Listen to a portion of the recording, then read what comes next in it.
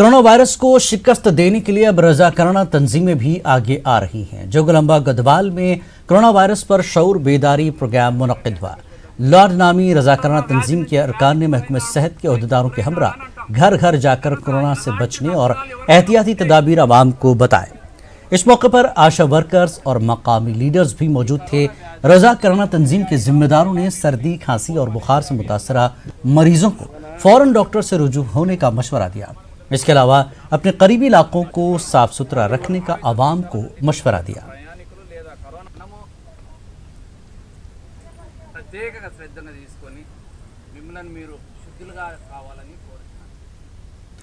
CAA, NRC, NPR तीनों के खिलाफ तेलंगाना असेंबली में करारदाद मंजूर करने पर लेफ्ट पार्टीज ने वज़ीर आला के फैसले का खैर मकदम किया। लेफ्ट पार्टीज ने केरल की तर्ज पर NPR पर अमलावरी न करने का ऐलान करने की वज़ीर आला KCR से अपील की। हैदराबाद में CPI के रियासती दफ्तर मखदूम भवन में CAA, NRC और NPR के खिलाफ एक जलसा मुनक्किद हुआ। इस दौरान CPI लीडरों ने मरकज की BJP हुकूमत पर मजहब के नाम पर आवाम को बांटने का इल्ज़ाम आयद किया। CPI लीडरों ने CAA, NRC और NPR के खिलाफ घर घर मुहिम चलाने का ऐलान किया। మేము సమాధానం ఇవ్వాల్సిన అవసరం లేదు, ఎన్పిఆర్కి జవాబు ఇవ్వం అనే పత్రంలో ప్రజలు చైతన్యపరిచేందుకు ప్రయత్నం సాగించాల్సిన అవసరం ఉంది. తెలంగాణ ప్రభుత్వం అసెంబ్లీలో తీర్మానం చేసింది. అయితే తీర్మానం చేయడం అనేది మంచి పరిణామం, స్వాగతిస్తున్నాం. అయితే అందులో కేరళ తరహాలో ఎన్పిఆర్కి సంబంధించి అది మేము అమలు చెయ్యమని చెప్పాల్సిన పరిస్థితి. అయితే ప్రభుత్వం ఏమో కొన్ని వెసులుబాటు పెట్టుకున్నది. ఈ NRC, NPRలకి అమలుకు సంబంధించి మేము మతానికి లేదా కులాలకి వీటన్నిటికీ ఇబ్బంది కలగని పద్ధతులలో ప్రభుత్వం తగిన చర్యలు చేపట్టాలని। NRC, NPR और CAA के खिलाफ तेलंगाना हुकूमत की मंजूर करदा करारदाद की मुख्तलिफ गोशों से सताइश की जा रही है। जमीयत उलमा तेलंगाना आंध्र के सदर हाफिज पीर शब्बीर अहमद ने हुकूमत के इक़दाम की सताइश की। साथ ही उन्होंने केरल हुकूमत के तर्ज पर सुप्रीम कोर्ट से रुजू होने की अपील की।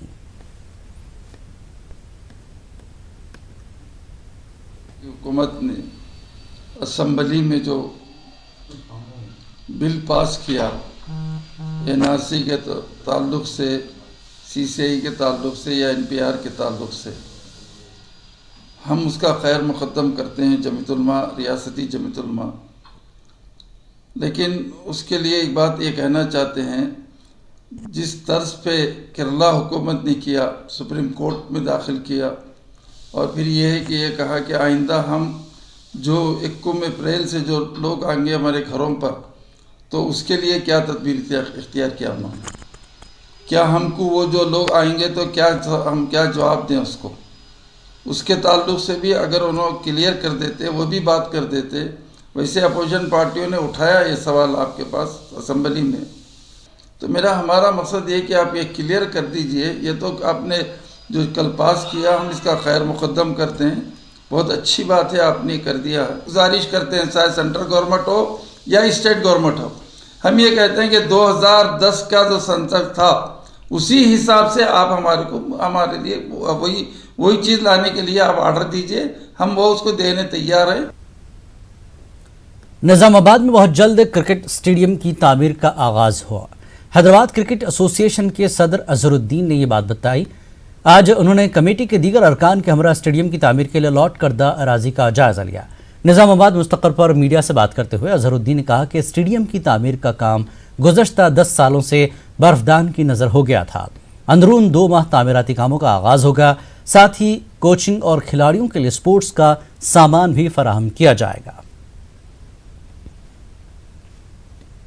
हमारे ऑलरेडी जो ग्राउंड ले चुके हैं उसके ऊपर डेवलपमेंट करेंगे, उसके बाद में आगे चल के डेवलपमेंट, क्योंकि गवर्नमेंट भी चाहती है कि डिस्ट्रिक्ट में क्रिकेट आगे बढ़े, क्योंकि यहाँ पे भी बहुत अच्छे क्रिकेटर्स होते हैं, बट हैदराबाद में आके उनको थोड़ा दिक्कत होती है कभी प्रैक्टिस करने की। बात हर आदमी आ नहीं सकता हैदराबाद में आके प्रैक्टिस कर सकता।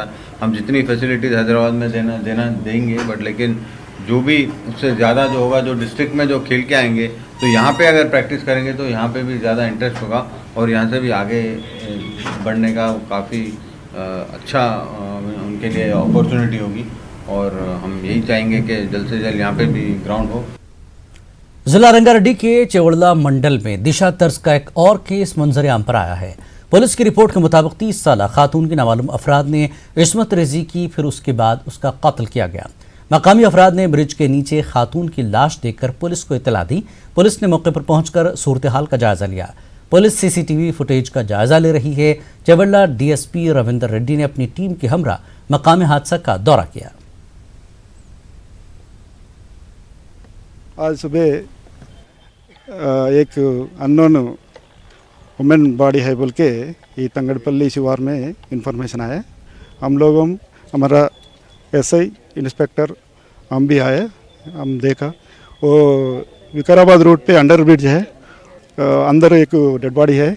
वो डेड बॉडी वो पत्थर से मारा, unknown dead body 25 years 30 years बीच में है। और अननोन अफेंडर्स मर्डर करके इधर लगाए बोल के मालूम है।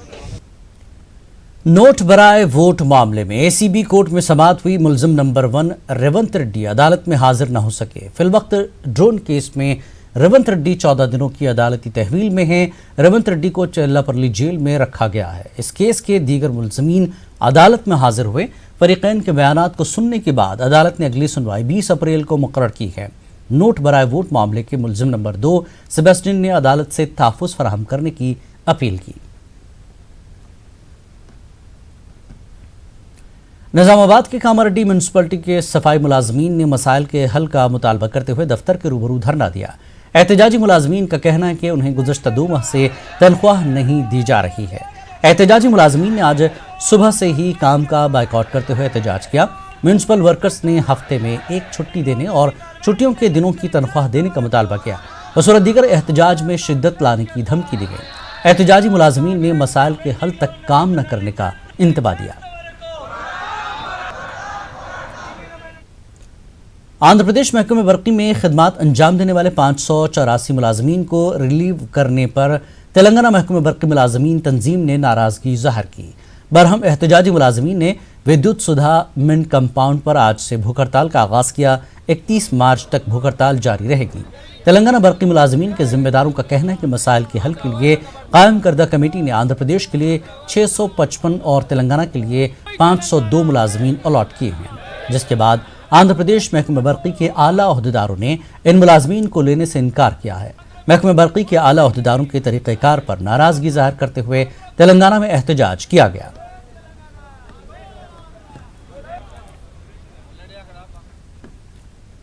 एमआईएम के सदर और रुकन पार्लियामेंट असदुद्दीन ने साबिक़ चीफ जस्टिस रंजन गोगोई को राज्यसभा के लिए नामजद किए जाने पर नाराजगी जताई और कहा कि उनकी नामजदगी से सुप्रीम कोर्ट को शक की निगाह से देखा जाएगा। अवैसी ने कहा कि गोगोई को यह ओहदा कबूल नहीं करना चाहिए।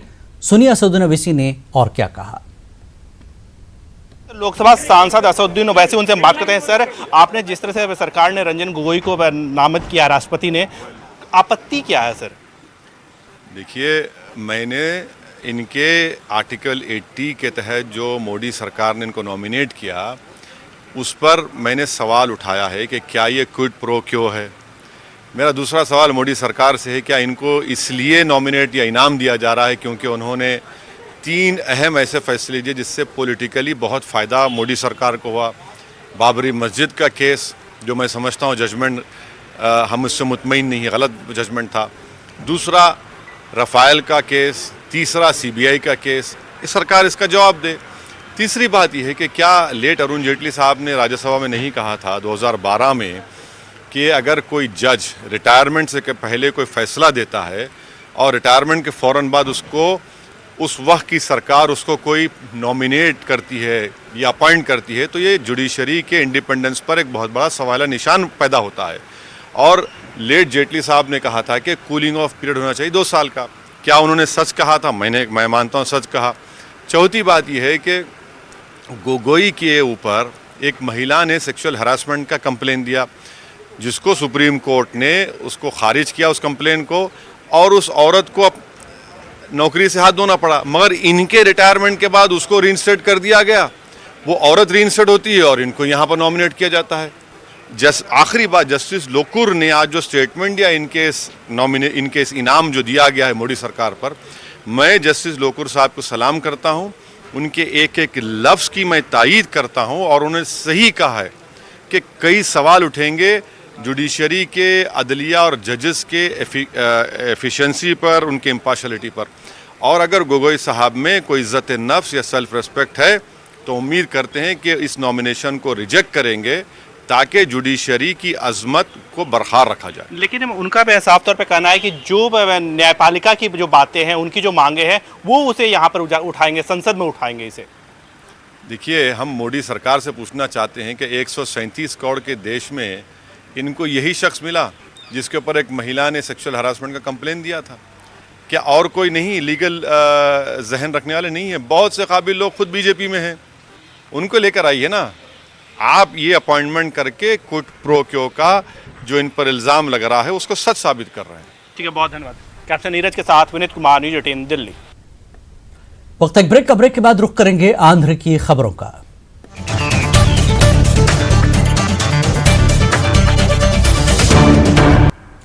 आंध्र प्रदेश के सीनियर आईपीएस ओहदेदार एबी वेंकटेश्वर राव को ट्रिब्यूनल ने झटका दिया है। मुअत्तली को बर्खास्त करने से मुताल्लिक एबी वेंकटेश्वर राव ने ट्रिब्यूनल का दरवाज़ा खटखटाया था।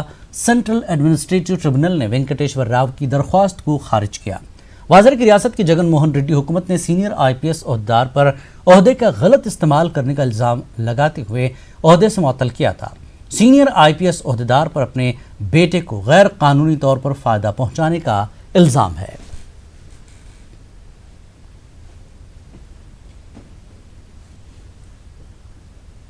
आंध्र प्रदेश में एनपीआर पर अमलावरी की तैयारियां शुरू हो गई हैं। गुंटूर में एनपीआर पर 2 रोज़ा वर्कशॉप का इनकाद अमल में लाया गया। वर्कशॉप के दौरान ओहदेदारों को एनपीआर 2020 फॉर्मेट के तहत ट्रेनिंग दी जाने की इतला है। 1 अप्रैल से एनपीआर पर अमलावरी शुरू होगी। वाज़ेह है कि जगन काबीना ने 2010 फॉर्मेट पर एनपीआर करवाने का फैसला लिया था। जगन हुकूमत के कौल-ओ-फ़ेल में तज़ाद पाया जा रहा है।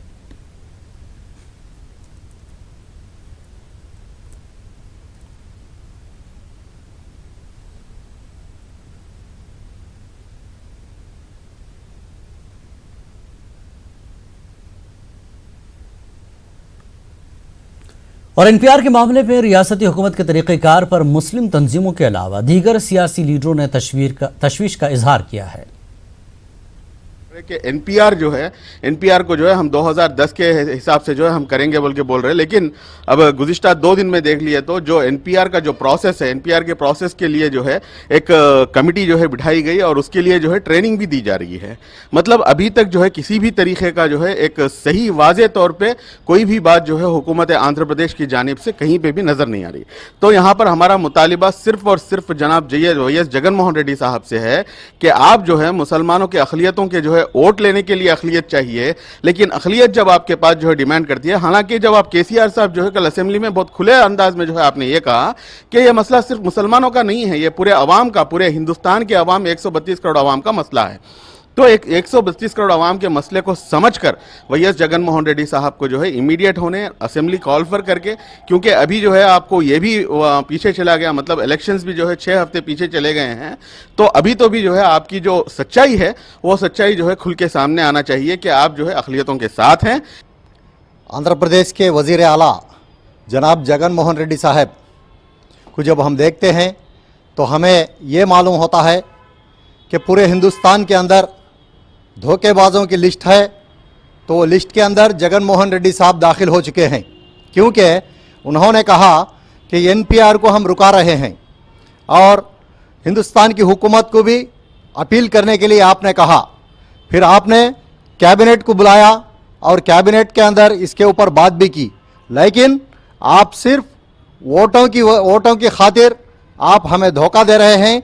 बाजुक के वज़ीर आला जनाब केसीआर साहब कहते हैं कि मसला न मुसलमानों का है न हिंदुओं का है, ये मसला हिंदुस्तान का मसला है। तो क्या जगन मोहन रेड्डी साहब आपको ये मसला अब तक समझ में नहीं आया, या समझ में आने के बाद भी आप मोदी और अमित शाह की गोद में बैठकर हमें धोखा देने पर उतर आए हैं। दारुल हुकूमत अमरावती के देहातों में किसानों का एहतजाज जारी है। अमरावती की तायद में जारी एहतजाज के 90 दिन मुकम्मल हो गए हैं। आज एहतजाज का 91वां दिन है। मंडाडम, तेलुरु और रायपुरी में किसान गुज़श्ता 90 दिनों से एहतजाज कर रहे हैं। खवातीन कमीशन की सदर ननपानी आर राजकुमारी और CPI लीडरों ने हड़ताली कैंप पहुंचकर किसानों से इजहार यगानत की और कहा कि 3 दारुल हुकूमत नहीं, रियासत की तरक्की के लिए सिर्फ 1 दारुल हुकूमत चाहिए। भारतीय किसान संघ की कौमी टीम ने भी हड़ताली कैंप पहुंचकर किसानों की तायद की। कोरोना वायरस से दुनिया भर में सनसनी मची हुई है। डॉक्टर्स ने एहतियात बरतने का आवाम को मशवरा दिया है।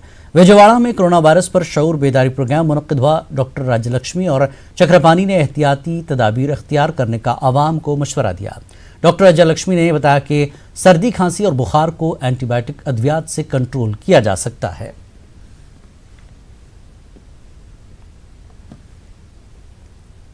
Is fever, so for which the safe drug is the paracetamol tablet, which will control the fever. So the next common symptom is cough and followed by the shortness of the breath. So all the patients all the persons who are at high risk, they will be under the control or the surveillance of the public health workers or healthcare workers. Most of the patients, they will revive very fastly. And only the patients who are old age group, immunocompromised patients and with comorbid conditions, they will be affected very badly. So this is about coronavirus. Prevention is the better. These viruses are almost on par with influenza virus, which we call it as common cold. But the problem is the contamination and transmission is much higher and more number of people are affected, and it is not causing any death in the young and energetic and highly immune persons. So cleanliness and maintaining high nutrition or nutritious food and maintaining the sanitation. So we advise the better way of prevention is clean your hands both sides with alcohol based sanitizers, which will kill the virus, and see that you don't touch your face with your fingers. The moist surfaces of the nose, eyes and oral mucosa or lips, they easily catch this virus and they subsequently enter into the respiratory tract and cause the disease. So you can prevent this. Corona virus को लेकर मशरकी गोदावरी में शऊर बेदारी rally निकाली गई। Primary health centre की जानिब से शऊर बेदार rally निकाली गई। रैली में म्यूनसिपल कमिश्नर, सफाई मुलाजमीन, रेवेन्यू ओहदेदार और डॉक्टर्स के अलावा महकमे सेहत के ओहदेदारों ने शिरकत की। रैली के दौरान प्ले कार्ड्स थामे ओहदेदारों और डॉक्टर्स ने सफाई पर खुसूसी तवज्जो देने की आवाम से अपील की। कोरोना वायरस की रोकथाम के लिए किस तरह के एहतियाती तदाबीर इख्तियार किए जाने चाहिए, इसकी आवाम को जानकारी दी गई। कोरोना वायरस के सबब तेलुगुदेशम पार्टी भी हरकत में आ गई है। सदर दफ्तर NTR भवन को आने वाले तमाम तेलुगुदेशम लीडरों की थर्मल स्कैनिंग की जा रही है। तेलुगुदेशम पार्टी के सदर चंद्रबाबू नायडू, लोकेश, दीगर लीडरों ने थर्मल स्कैनिंग के बाद दफ्तर में दाखिल हुए। चंद्रबाबू नायडू ने अजला के लीडरों और पार्टी कारकुनों को इमरजेंसी और हंगामी हालात में ही पार्टी दफ्तर का दौरा करने का मशवरा दिया है। 100 डिग्री टेम्परेचर वाले लीडरों और कारकुनों को पार्टी दफ्तर में दाखिल होने से रोका जा रहा है।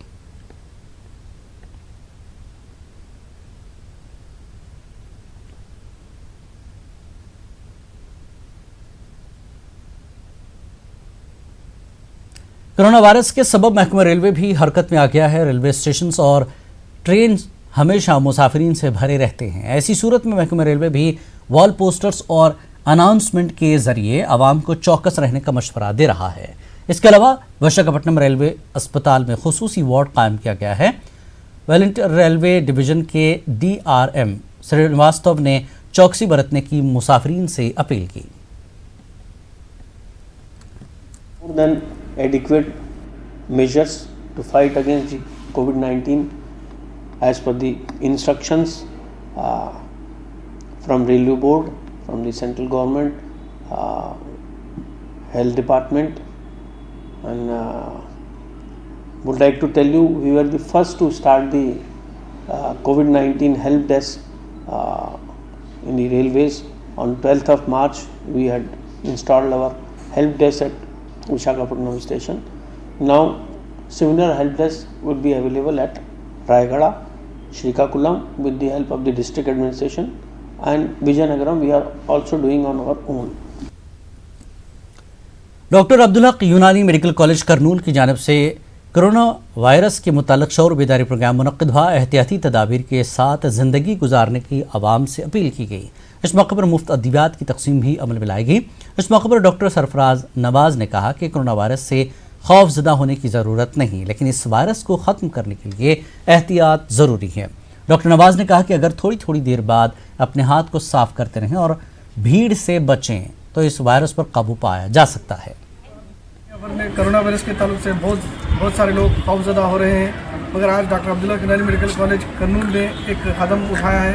CCM के हिदायत के मुताबिक और तिब्बी यूनानी के मशवरों के मुताबिक आज हम लोगों ने एक मालूमाती मुहिम मुनक़्क़िद की, जिसमें कोरोना वायरस की रोकथाम किस तरह की जा सकती है और इसके फैलने से कैसा रोका जा सकता है और इसके एहतियाती तदाबीर किस तरह करना चाहिए, ये हम आज स्टाफ और स्टूडेंट के साथ आवाम में जो है ये मालूमाती मुहिम फराहम करें। और इसके ताल्लुक से हमने ये बताया कि सबसे पहले जो है भीड़ भाड़ में ज़्यादा फिरे ना, और उसके साथ साथ जो है अगर किसी से हाथों से मुलाकात भी कर रहे हैं तो फौरी जो है हाथों से साबुन से धो लें, 30 सेकंड तक अपने हाथ साफ़ कर लें, या नहीं तो ये जो है इस तरीके से सैनिटाइज़र से अपने हाथों को साफ़ कर लें। और उसके साथ ही साथ हम लोगों ने जो है ख़ास तौर पर यूनानी दवाओं के ताल्लुक से बहुत सारों को इसके मालूमात भी फराहम किए कि तिब्बी नबी सल्लल्लाहु अलैहि वसल्लम में हुज़ूर पाक सल्लल्लाहु अलैहि वसल्लम ने इरशाद फरमाया कि तमाम शुष्क अमराज के लिए शहद जो है बहुत बेहतरीन इलाज है, और इसमें जो है एक ऐसा मादा पाया जाता है प्रोपोलिस नामी कंटेंट जिसका इस्तेमाल रोज़ाना करने की वजह से जो है शुष्क अमराज लाहक नहीं हो सकते हैं। हुक्मरान जमात YCP की बढ़ती मनमानी के खिलाफ बीजेपी कारकुनों ने करनूल कलेक्ट्रेट पर धरना दिया। एहतजाजी बीजेपी कारकुनों ने बल्दी इंतखाबात को मुलतवी करने का YCP हुकूमत पर इल्ज़ाम आयद किया। बीजेपी लीडरों ने मुंह पर स्याह पट्टियां बांधकर एहतजाज किया। इसके अलावा बीजेपी कारकुनों ने YCP कारकुनों पर गुंडागर्दी करने का इल्ज़ाम आयद किया। बीजेपी कारकुनों का कहना है कि रियासत में लॉ एंड ऑर्डर पूरी तरह से बिगड़ गया है। रियासत में पुलिस बराए नाम है। महकमा पुलिस YCP कारकुनों के इशारे पर काम कर रहा है। AITUC ने सियाह कवानीन के खिलाफ तेलंगाना हुकूमत की जानिब से लिए गए फैसले का खैर मकदम किया। नंदियाल में प्रेस कॉन्फ्रेंस से खिताब के दौरान AITUC लीडर हबीब बाशा ने YCP हुकूमत से तेलंगाना हुकूमत के नक्श कदम पर चलने का मुतालबा किया। बसूरत दीगर चित्तूर, अनंतपुर और करनूल को तेलंगाना में शामिल किया जाए।